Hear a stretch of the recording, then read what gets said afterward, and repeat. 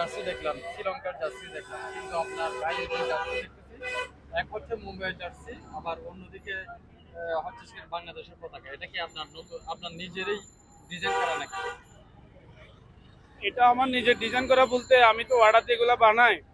Already আমি বাংলাদেশে যাচ্ছি, আজকে এক সপ্তাহ আগে অর্ডার দিয়েছিলাম, কিন্তু দুঃখের বিষয় আজকে আসার কথা বাংলাদেশে যাচ্ছি বলে, কিন্তু টাইম মতো পাই নাই। খুব খারাপ লাগতেছে। লাস্টে বোম্বাই যাচ্ছে, এটা আমি যেটা বোম্বাই যাওয়ার জন্য বানাই কয়েকটা স্পেশাল ভাবে রেখে দিয়েছি, ওখান থেকে এটা আমি বার করে আসছি।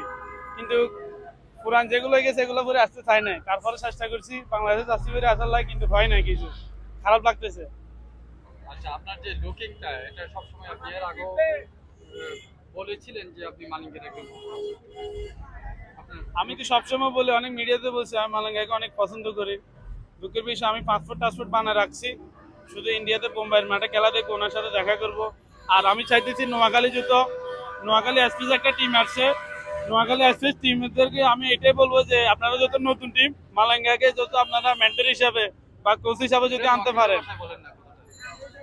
নোয়াখালী ভাষা এটা বাবুরে আপনারা কি এখন, আই নোয়াখালী ভাষা আসলে এমন অবস্থায় যে মানে আমি মিক্সারে গেছি, চিটাঙ্গের ভাষা সব, নোয়াখালী তেমন কি আসলে আসে না। একটা মালিকের একটা এক্সপ্রেশন।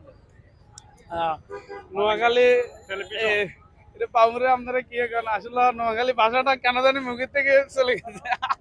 মালাঙ্গের একটা এক্সপ্রেশন, নোয়াখালী ভাষাটা দিতে মন চাইতেছে, কিন্তু ভালো লাগছে, কারণ নোয়াখালী অনেক ফেমাস জায়গা, এটা মানতে হবে কিন্তু।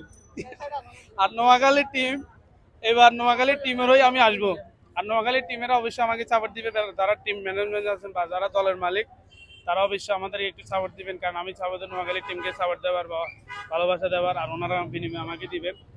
আর ওনারা যদি মালাঙ্গাকে কোচ হিসাবে নামেন আমি বেশি খুশি হবো, এ আশা করি, এ প্রত্যাশা করি। ঠিক আছে।